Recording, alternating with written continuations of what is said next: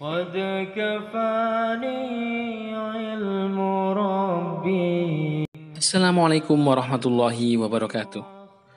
Sebuah hal menyesakan dada lagi-lagi kita dengar, khususnya bagi kita umat muslim.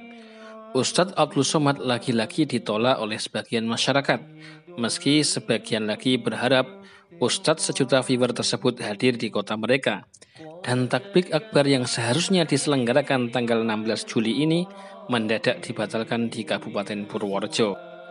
Pembatalan acara tablik akbar yang dihadiri UAS ini berdasarkan kesepakatan panitia tablik akbar dengan berbagai elemen masyarakat, termasuk FKUB, PCNU Kabupaten Purworejo, PD Muhammadiyah Kabupaten Purworejo, MUI, dan berbagai elemen masyarakat lainnya.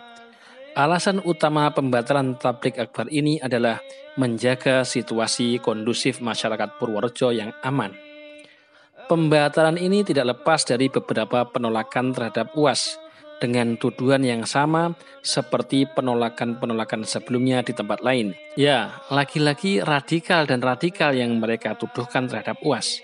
Terbukti dengan adanya beberapa banner penolakan yang memberi narasi bahwa UAS adalah ustadz yang provokatif dan radikal.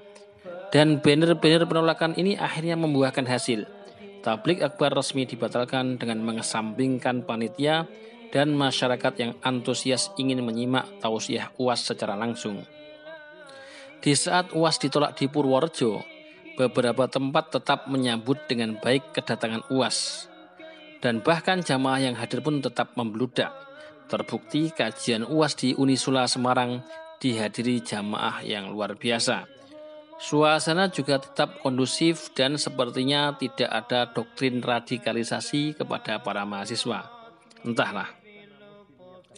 Bahkan baru-baru ini UAS disambut baik oleh keluarga besar Zuriyah pendiri NU di Pondok Pesantren Tebu Ireng Jombang. Kehadiran UAS di pesantren yang didirikan Hadratus Syekh Hasyim Asy'ari ini untuk membedah disertasi beliau yang membahas peran Hadratus Syekh Hasyim Asy'ari dalam menyebarkan hadis di Indonesia. Di acara bedah disertasi tersebut, tampak sekali suasana keakraban dan suasana diskusi keilmuan antara UAS dengan keluarga besar Pondok Pesantren Tebu Ireng. Tak ada penolakan, tak ada tuduhan radikal dan intoleran. Tampak juga bagaimana kealiman UAS dalam kajian keislaman. Mungkin para penolak UAS bisa menyimak itu semua di channel Tebu Ireng Official. Ketika keluarga besar Zuriyah pendiri NU dan pesantren Tebu Ireng menyambut baik kedatangan UAS, alangkah anehnya jika ada penolakan terhadap UAS dan dia mengatasnamakan NU atau banomnya. Bahkan bukan hanya itu, Habib Lutfi bin Yahya yang sangat dihormati warga Nahdien pun memuji UAS dan memberi gelar Syekh kepadanya. Belum lagi pujian dari pengasuh Pondok Pesantren Sidogiri yang menyatakan UAS adalah salah satu ulama hakiki. Memang benar, penolakan UAS di Purworejo belum tentu dilakukan oleh warga NU, mengingat banyaknya elemen masyarakat yang urun rembuk dan menyepakati pembatalan takbir akbar tersebut.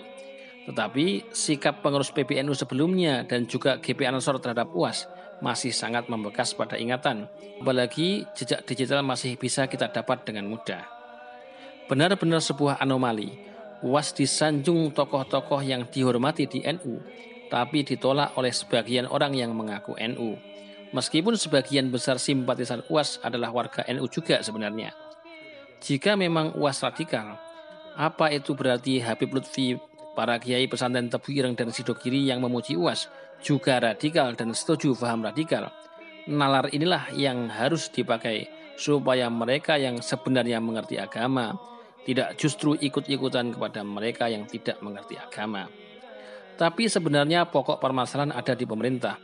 Selama pemerintah masih membiarkan istilah radikal tanpa definisi dan batasan yang jelas, setiap orang bisa menuduh orang lain radikal tanpa dasar yang jelas.